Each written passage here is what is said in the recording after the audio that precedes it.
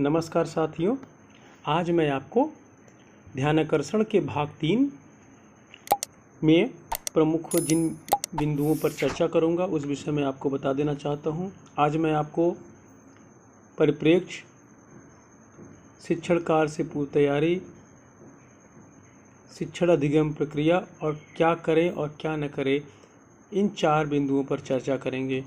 तो आइए शुरू करते हैं ध्यानाकर्षण के भाग 3 से। ध्यानाकर्षण के भाग 3 में जो प्रमुख बिंदु हैं, हमने आपको पिछले वीडियो में बताया था कि आपको आधारभूत जो आपने बच्चों का आकलन कर लिया था, उसमें बच्चों के स्तर का एक समूह बना लिया था, समूह ABC। अब हमें उसी की आवश्यकता अनुसार शिक्षण योजना बना करके बच्चों के साथ कार्य करना है।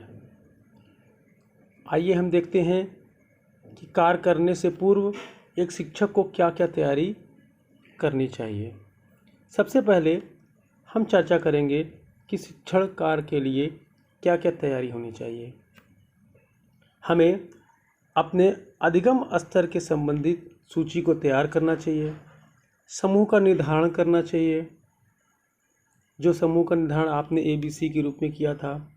लर्निंग आउटकम की सूची हमारे पास होना चाहिए और सबसे महत्वपूर्ण चीज़, हमें समय सारणी का ध्यान रखना है, जो मैंने आपको पिछली वीडियो में भी बताया था कि ध्यानाकर्षण शिविर के सत्र के प्रारंभ में ही हम 50 दिन की एक टाइम टेबल के हिसाब से बच्चों को चिन्हित करते हुए लर्निंग आउटकम पर कार्य करेंगे। हम आपको दिखाते हैं, ये देखिए, ये है बच्चों द्वारा एक समय सारणी जो ABC समूह में विभाजित किया गया है तथा उसके विभिन्न विषयों को उनके समय अनुसार विभाजित किया गया है। इसके बाद हम इस समय सारणी के बाद इन्हें दिशावार इसका विभाजन करते हैं तथा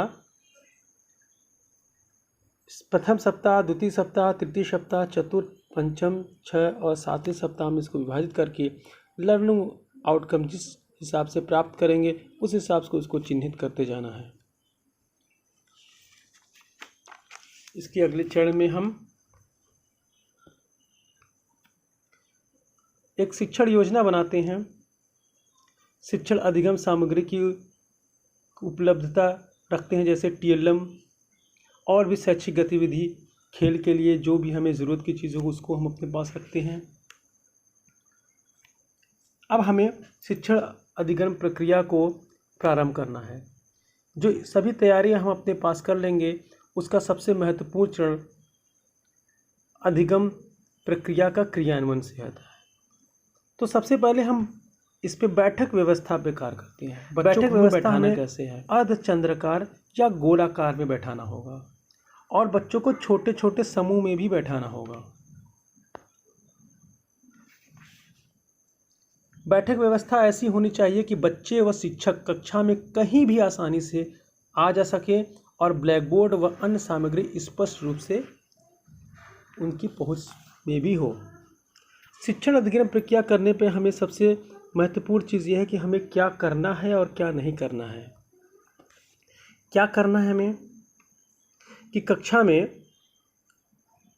एक आदर्श कक्षा में शिक्षक व बच्चों की क्रियाशीलता 40 मिनट का वादन होगा, जिसमें से 5 मिनट शिक्षक के लिए होगा, 30 मिनट बच्चों के लिए होगा और अंतिम 5 मिनट बच्चों व शिक्षक के साथ क्रियाशीलता होगी। उक्त समय सारणी के अनुसार हम कार्य करेंगे। अब हमें क्या नहीं करना है, इस पर हम चर्चा कर लेते हैं।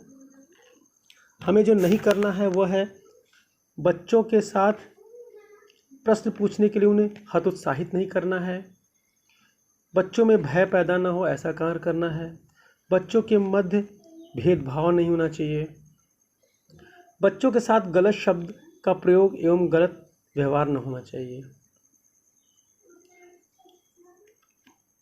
अब हम देखते हैं कि ध्यानाकर्षण शिविर के पश्चात की क्या क्या योजना होगी। 50 कार्य दिवसों के ध्यानाकर्षण शिविर के दौरान शिक्षकों द्वारा निम्नलिखित बिंदुओं पर ध्यान रखकर शिक्षण कार्य किया जाएगा। लर्निंग आउटकम का चयन करना होगा, जो एक लक्ष्य निर्धारित करना हो आपको कि कौन से लर्निंग आउटकम हमें कब प्राप्त करना है। कक्षा शिक्षण अभ्यास के लिए उपयुक्त शिक्षण तकनीकियों का चयन करना होगा। शिक्षण योजना का निर्माण करना है। शिक्षण अभ्यास में प्रयुक्त की जाने वाली सामग्रियों का चुनाव करना है और बच्चों के अधिगम स्तर का आकलन करना है। ध्यानाकर्षण के पश्चात शिक्षणगण नियमित रूप से दैनिक कक्षा शिक्षण में ध्यानाकर्षण शिविर के अनुरूप उपयुक्त बिंदुओं को ध्यान में रखते हुए कार्य जारी रखेंगे। दैनिक कक्षा शिक्षण अभ्यास में लर्निंग आउटकम को लक्ष्य मानकर शिक्षण योजना के अनुरूप शिक्षण तकनीकियों का उपयोग निरंतरता के साथ करेंगे। तो आज हमने आपको 4 प्रमुख बिंदुओं पर चर्चा की कि कक्षा शिक्षण में हेतु कौन कौन सी रणनीतियाँ और तकनीकी बनाएंगे। इस अगले वीडियो में मैं आपको कक्षा शिक्षण के तकनीकों के विषय में और शिक्षण तकनीकों पर आधारित शिक्षण योजनाओं के विषय में विस्तृत रूप से चर्चा करेंगे। आपको यह वीडियो कैसा लगा? इस वीडियो को लाइक करें, सब्सक्राइब करें तथा अधिक से अधिक शेयर करें। धन्यवाद।